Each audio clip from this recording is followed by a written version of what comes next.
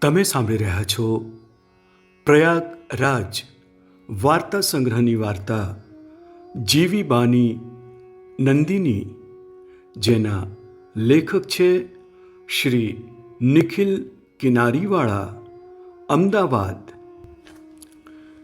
નંદિનીની માતાએ તો તેને જન્મ આપતાની સાથે જ આ દુનિયામાંથી વિદાય લીધી હતી. સમજણી થઈ ત્યાં સુધી નંદિનીએ તેની માનું મોઢું સુદ્ધા જોયું નહોતું. તો માની મમતાની પરખ તો એને ક્યાંથી હોય? તેના પોતાના કહી શકાય તેવા એકમાત્ર તેના દાદી જીવીબા જ હતા. તેઓ એક ચાલીમાં રહેતા. આજે એનો બાપ પણ હયાત નથી. બાપ જીવતો હતો ત્યારે પણ તે ન હોવા બરાબર જ હતો. મજૂરી કરીને જે કંઈ કમાતો તે દારૂ પીવામાં, જુગાર અને સટ્ટો રમવામાં ઉડાડી દેતો. બાપને નંદિનીની જવાબદારીનો એક રત્તીભાર અહેસાસ નહોતો. ઉપરથી અવારનવાર તેની મારપીટ કરતો. ત્યારે પણ જીવીબા અપશબ્દો બોલી નંદિનીના બાપને જોશભેર દૂર હડસેલી મા વિનાની નાની ફૂલ જેવી નંદિનીને પોતાની સોળમાં લઈ રક્ષણ આપતા. કહો ને કે જીવીબા નંદિનીના દાદી પણ હતા અને મા પણ હતા. નંદિનીનો બાપ તેની ખરાબ આદતો અને દુર્ગુણોને કારણે વધારે જીવ્યો નહીં. અતિશય દારૂ પીવાથી તેનું લીવર કામ કરતું બંધ થઈ ગયું અને તે મૃત્યુ પામ્યો. આ સમયે નંદિની માંડ 5 વર્ષની થઈ હશે. જીવીબાએ હવે પોતાનું ગુજરાન ચલાવવા એક હાથલારી લીધી અને તેમાં શાકભાજી વેચવાનું કામ શરૂ કર્યું. તેમની ચાલીથી થોડાક અંતરે ગૃહસ્થોની થોડી સોસાયટીઓ અને એપાર્ટમેન્ટ્સ આવેલા હતા. તેના નાકા ઉપર બીજા શાકભાજીવાળાઓની જોડે જીવીબા પણ પોતાની શાકભાજીની લારી લઈ સાંજે ઊભા રહેવા લાગ્યા. જીવીબા દિલથી ખૂબ ભોળા અને શુદ્ધ આચાર વિચાર ધરાવતા હતા. શાકભાજી જેવા વ્યવસાયમાં પણ તેમની પ્રામાણિકતા ઉપસીને બહાર આવતી હતી અને એ તેમના વ્યવહારમાં પણ દેખાતું. બીજા શાકભાજી વેચનારાઓની સરખામણીએ ધીરે ધીરે તેમના શાકભાજી ખરીદનાર ગ્રાહકો વધવા લાગ્યા.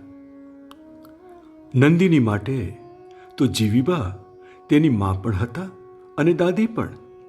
સવારથી નંદિની જીવીબાને વીંટળાયેલી જ રહેતી અને તેમની સાડીનો છેડો પકડીને ફર્યા કરતી. નંદિનીને નજીકની સરકારી પ્રાથમિક શાળામાં દાખલો અપાવી ભણવા મૂકી. નંદિની ફૂલ જેવી કોમળ અને દેખાવડી પણ એટલી જ હતી. તેની કાલી ઘેલી બોલી સાંભળતા જ ગમી જાય. મીઠડી પણ એટલી જ હતી. તેની કે જીવીબાની વાણીમાં ક્યારેય અપશબ્દો આવે નહીં. જીવીબા માટે નંદિની જીવવાનો સહારો આંખનું રતન હતી. દરરોજ સુંદર સુંદર કપડાં પહેરાવી નંદિનીને તૈયાર કરતા અને પોતાની સાથે શાકભાજીની લારી ઉપર લઈ જતા. આવનાર ગ્રાહક પૂછે તો કહેતા કે લાગે છે ને મારી નંદિની પરી જેવી. નંદિની પણ જીવીબાની સાથે બેસતી અને વસ્તુ આપવા લેવામાં નાની મોટી મદદ કરતી. પરાણે વાલી લાગતી. નંદિનીની કાલી ઘેલી વાતોથી શાકભાજી લેવા માટે આવતા જીવીબાના કેટલાય લોકો કાયમી ગ્રાહક બની ગયા. આશુતોષભાઈ અને દીપ્તિબેન ધર્મપ્રેમી યુગલ હતું. દરરોજ મોડી સાંજે નજીકના મંદિરે દર્શન કરવા આવે અને પાછા જતા જીવીબાની લારી ઉપરથી જોઈતા શાકભાજી લેતા જાય. આ તેમનો સામાન્ય ક્રમ હતો. તેમને બંનેને નંદિની સાથે મીઠી મીઠી વાતો કરવી ખૂબ ગમતી. ધીમે ધીમે એવું થવા લાગ્યું કે તેમને બંનેને શાક ન લેવું હોય તો પણ લારી પર આવી નંદિનીને મળતા મનમાં અનેરી ખુશી અને શાંતિ મળતી. વાસ્તવમાં આશુતોષભાઈ અને દીપ્તિબેન બંને લગભગ 40 વટાવી ચૂકેલ હતા, પરંતુ અનેક ઉપાયો પછી પણ તેઓ હજુ સુધી સંતાન પ્રાપ્તિનું સુખ મેળવી શક્યા નહોતા. બાધા, આખડી, દવા, ડૉક્ટર બધું જ તેઓ અજમાવી ચૂક્યા હતા. નિરાશ થઈ પોતાની કિસ્મતમાં લખેલ આ દુઃખ તેઓ સ્વીકારી ચૂક્યા હતા. પરંતુ વહાલું લાગતું નાનું બાળક જોતાં જ તેમનામાં મમતા ફૂટી નીકળતી. નંદિનીને જોતાં પણ એ જ લાગણી તેમનામાં ઉમટતી. દીપ્તિબેને આશુતોષભાઈને કહ્યું, આ છોકરી મારા મનમાં વસી ગઈ છે. આપણને બાળક નથી, તેથી જ કદાચ ઈશ્વરે તેની મુલાકાત કરાવી હશે. શું એવું બની શકે કે આપણે નંદિનીને દરરોજ થોડા સમય માટે આપણા ઘરે લઈ આવીએ અને આપણી પાસે રાખીએ? આપણે તેની સાથે ખૂબ વાતો કરીશું, વાર્તા કહીશું અને સારું સારું ખવડાવીશું. તેનાથી તે રાજી પણ થશે અને તેના દાદી જીવીબાને થોડી રાહત પણ મળશે. આશુતોષભાઈ શાંત ચિત્તે દીપ્તિબેનની વાતો સાંભળી રહ્યા હતા અને તેની આંખોમાંથી ટપકતી મમતા જોઈ રહ્યા હતા. તેમણે કહ્યું, જો દીપ્તિ, હું તારી લાગણી સમજું છું, પરંતુ આ ત્યારે જ શક્ય છે જ્યારે જીવીબા માની જાય અને તેમની મંજૂરી હોય. હું પણ તને આવી જ કંઈક વાત કરવાનું વિચારી રહ્યો હતો અને તે જ એ વાત છેડી. અરે, હું તો આગળ વધીને એમ કહું છું કે જીવીબા જો માને અને તારી સંમતિ હોય તો મારી ઈચ્છા નંદિનીને ગોદ લેવાની છે. આપણે તેને આપણી સાથે રાખીશું, સરસ ભણાવીશું અને ઉછેર કરીશું. દીપ્તિબેનની આંખોમાંથી ટપ ટપ આંસુ ટપકવા લાગ્યા. તેમણે આશુતોષભાઈનો હાથ પોતાની હથેળી વચ્ચે લઈને તેમની વાતમાં મૂક સંમતિ આપી દીધી. બીજા દિવસે આશુતોષભાઈ અને દીપ્તિબેને જીવીબા પાસે જઈ નંદિનીને રોજ નજીકમાં આવેલા તેમના બંગલામાં તેમની સાથે થોડોક સમય પસાર કરવા લઈ જવા મંજૂરી આપવા વિનંતી કરી. જીવીબાને આશ્ચર્ય પણ થયું, સાથે આનંદ પણ થયો. નંદિનીને ગમતો આઈસ્ક્રીમ અપાવી તેને લઈ દીપ્તિબેન પોતાના ઘરે આવ્યા. ખૂબ મજાની તેની સાથે વાતો કરી અને તેને સ્વાદિષ્ટ ખાવાનું ખવડાવી રાજી કરી. 2 કલાક પછી નંદિનીને પાછી જીવીબા પાસે મૂકી આવ્યા. આ ક્રમ લગભગ 15 દિવસ ચાલ્યો. ત્યાં સુધીમાં નંદિની પણ દીપ્તિબેન અને આશુતોષભાઈ સાથે ઘણી હળીમળી ગઈ હતી. જીવીબાને તેમની પર વિશ્વાસ આવી ગયો હતો. એક દિવસ સમય જોઈને દીપ્તિબેન અને આશુતોષભાઈ જીવીબા પાસે તેમનું સરનામું લઈ તેમની ચાલીમાં મળવા ગયા. જીવીબાએ ઉમળકાભેર તેમનું સ્વાગત કર્યું. આશુતોષભાઈએ પોતાના દિલની વાત જીવીબા આગળ ખુલીને કરી. તેમણે કહ્યું, જુઓ જીવીબા, અમારે કોઈ સંતાન નથી. નંદિનીને જોતા વેત જ અમારા બંનેના મનમાં તેના માટે પ્રેમ અને લાગણી ઉમટી. આમે તે કોઈને પણ વાલી લાગે તેવી દીકરી છે.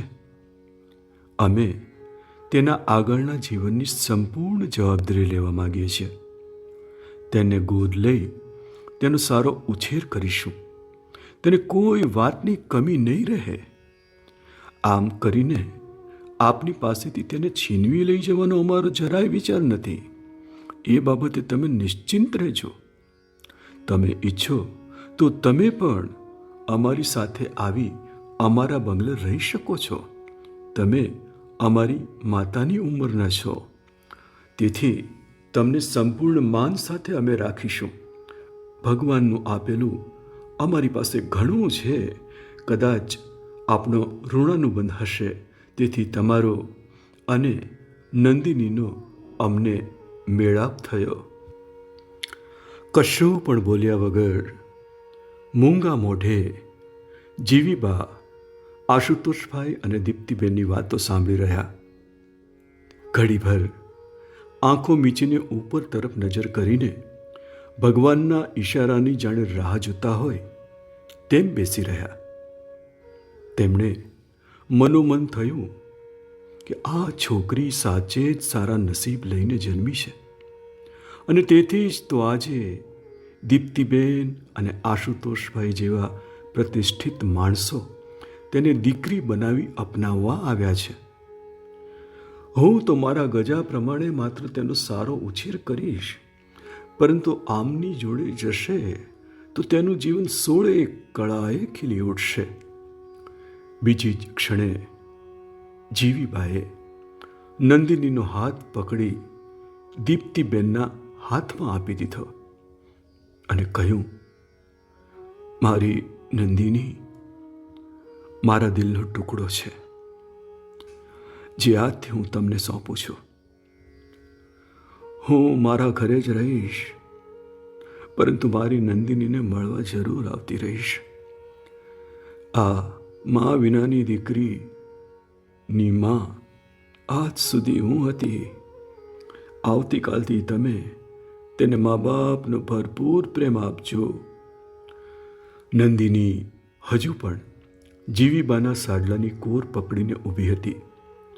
દીપ્તિબેને જીવીબાને વિનંતી કરી, તમે અઠવાડિયું નંદિનીને લઈને અમારા ઘરે આવીને રહો. થોડા સમયમાં અમારી સાથે તે વધારે હળીમળી પણ જશે. તમારી માયા ઓછી થશે અને અમારી સાથે રહેવા ટેવાઈ જશે. જીવીબાએ હા કહી અને બીજા દિવસે આવીને તેમને બંનેને લઈ જવા માટે કહ્યું. બીજા દિવસની સવાર આશુતોષભાઈ અને દીપ્તિબેન માટે જિંદગીમાં એક નવો ઉજાસ લઈને આવી હતી, કેમ કે તેમના મનમાં નંદિનીને લઈને અનહદ પ્રેમ અને ઉષ્માનું ઘોડાપૂર ઉમટ્યું હતું. અડધી રાત જાગીને નંદિની માટે તેનો રૂમ તૈયાર કરી રાખ્યો હતો. તેના રૂમને એને ગમતા રમકડાઓથી ભરી દીધો હતો. કાર લઈને જ્યારે તેઓ ચાલીમાં જીવીબાના ઘર આગળ પહોંચ્યા ત્યારે ઉત્સુકતા ભરી આંખોથી આજુબાજુ રહેતા લોકો જોવા લાગ્યા. જીવીબાએ નંદિનીને સમજાવી રાખી હતી. સુંદર કપડામાં તૈયાર કરેલી નંદિની એક પરીથી ઓછી લાગતી નહોતી. પૂજા તિલક કરીને જીવીબાએ નંદિનીનો હાથ દીપ્તિબહેનના હાથમાં સોંપ્યો. એ ત્રણેયની સાથે જીવીબા પોતાનો નાનકડો કપડાનો થેલો લઈને કારમાં બેઠા અને દીપ્તિબેનના ઘર તરફ પ્રયાણ કર્યું. 5-6 દિવસમાં તો નંદિની દીપ્તિબેન અને આશુતોષભાઈ સાથે તેમના ઘરમાં એવી તો હળીમળી ગઈ કે જમવાનું, રમવાનું, બહાર ફરવા જવાનું અને રાતે સૂતા પહેલાં રોજ રાત્રે આશુતોષભાઈ પાસે એક વાર્તા સાંભળવાની એ નંદિનીનો દરરોજનો ક્રમ બની ગયો. જીવીબાને જોતા વેત જ દોડીને તેમના ખોળામાં જઈને બેસી જતી. આશુતોષભાઈ અને દીપ્તિબેનની અતિશય આગ્રહભરી વિનંતી છતાં જીવીબા રોકાયા નહીં અને ભીની આંખે નંદિનીની ગેરહાજરીમાં ચાલીમાં આવેલા પોતાના ઘરે પાછા ચાલ્યા ગયા. આમેય જીવીબા સોમાનથી જીવનારી વ્યક્તિ હતા. નંદિનીની આંખો જીવીબાને અમુક સમયે શોધતી, પરંતુ દીપ્તિબેન અને આશુતોષભાઈના પ્રેમ અને વાલથી નંદિની ધીમે ધીમે તેમની સાથે લાગણી અને ભરોસાના તાતણે બંધાતી ગઈ. જેમ જેમ નંદિની મોટી થવા લાગી તેમ તેમ તેના સ્મૃતિપટ ઉપર ગાઢ રીતે અંકિત થયેલી જીવીબાની છબીની ચમક થોડી ઝાંખી પડવા લાગી. તેની ઉપર મા તરીકેનો દીપ્તિબેનનો પ્રેમ અને આશુતોષભાઈની પિતા તરીકેની હૂંફ પકડ જમાવી રહી હતી. એક સારી શાળામાં નંદિનીનો દાખલો થઈ ગયો હતો. નંદિની ચપળ અને તીવ્ર બુદ્ધિ ધરાવતી હતી. શાળામાં તે તેજસ્વી વિદ્યાર્થીની તરીકે ઓળખાતી.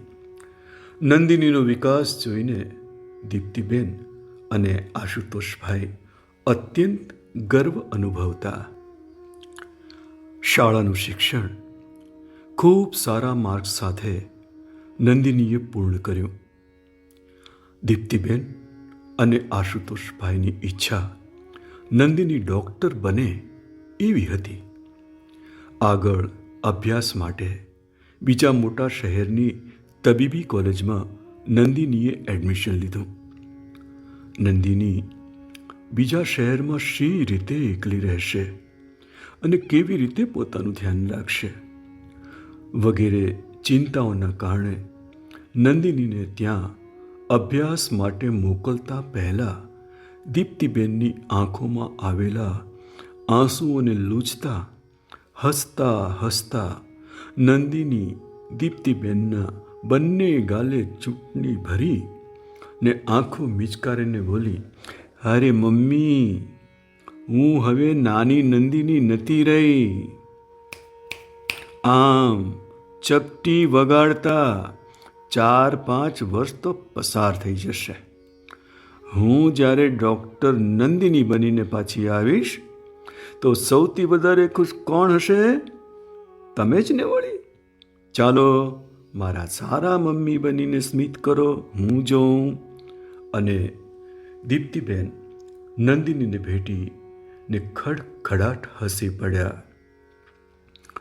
જોત જોતામાં નંદિની ડૉક્ટર બની ગઈ. તેજસ્વી કારકિર્દીને કારણે તેને માસ્ટર્સ કરવામાં પણ કોઈ તકલીફ પડી નહીં.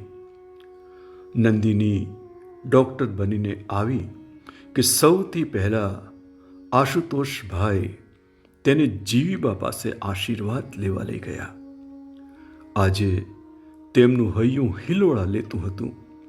નંદિનીને માથે હાથ મૂકીને માત્ર એટલું જ બોલ્યા, બેટા, તે મારો વર્ષો પહેલાં લીધેલા નિર્ણયને સાચો ઠેરવ્યો છે.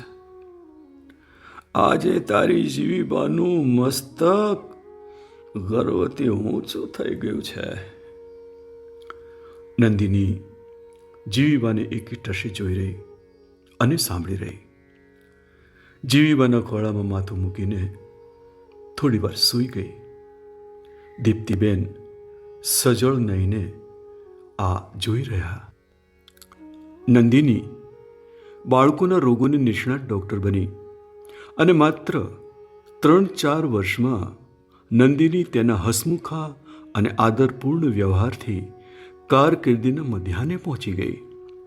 થોડા સમય બાદ તેણે પોતાની બાળકોની હોસ્પિટલ શરૂ કરી અને આર્થિક રીતે નબળી પરિસ્થિતિ ધરાવતા કુટુંબોના બાળકોને તે પ્રેમપૂર્વક વિનામૂલ્યે સારવાર કરીને સાજા કરતી. તબીબી વર્તુળમાં ડૉક્ટર નંદિનીનું નામ માનભેર લેવાવા લાગ્યું. કોલેજમાં તેનો સહાધ્યાયી ડૉક્ટર મનન ખૂબ જ શાંત અને સરળ પ્રકૃતિનો હતો. નંદિનીની માસુમિયત અને તેના ઉમદા વિચારો તેને સ્પર્શી ગયા હતા. બંને વચ્ચે સારી મિત્રતા થઈ ગઈ. સમય જતાં હવે તેમની મિત્રતા પ્રેમમાં પલટાઈ અને બંને એકબીજાની સાથે વધુ સમય વિતાવવા લાગ્યા. જીવનસાથી તરીકે તે બંનેએ સ્વસ્થ મને એકબીજાનું ચયન કર્યું. હોસ્પિટલમાં પણ નંદિનીને મનનનો સંપૂર્ણ સાથ હતો. નંદિની અને મનને લગ્ન કરવાનું નક્કી કર્યું.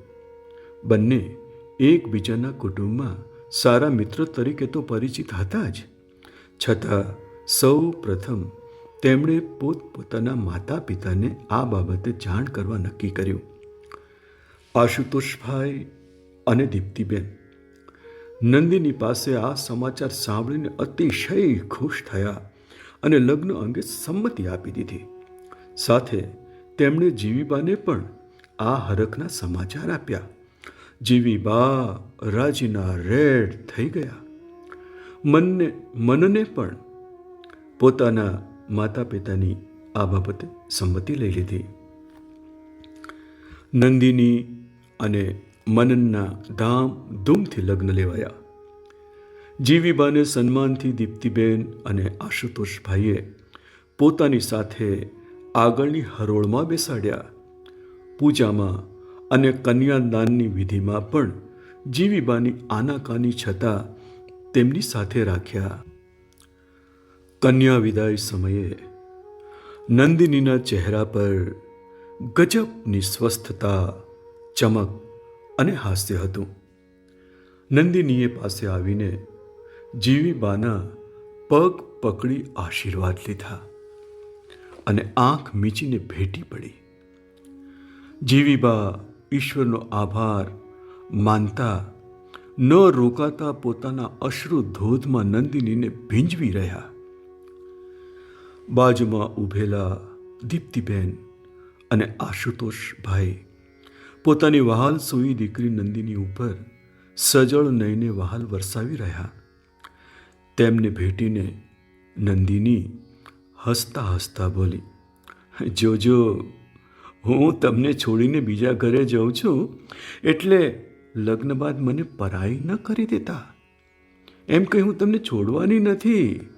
હું હંમેશા તમારી આજુબાજુ મંડરાતી રહીશ. હવે દીપ્તિબેન અને આશુતોષભાઈએ આંખોમાં રોકી રાખેલો અશ્રુબંધ તૂટી ગયો. આશુતોષભાઈ નંદિનીના માથે હાથ મૂકીને બોલ્યા, લગ્ન કરવાથી એમ કઈ તું મારી દીકરી થોડી મટી જવાની છે. તું તો મારા જીવનમાં આવેલી ખુશીની બહાર છે, પ્રગટેલી જીવનની જ્યોત છે. તે હંમેશા અમારા જીવનને પલ્લવિત અને પ્રકાશિત કરતી જ રહેશે. તને તો કેમ કરીને વિસરાય. હસતા હસતા ચુલબુલી નંદિની તેના જીવનના નવા અધ્યાય તરફ આગળ વધી.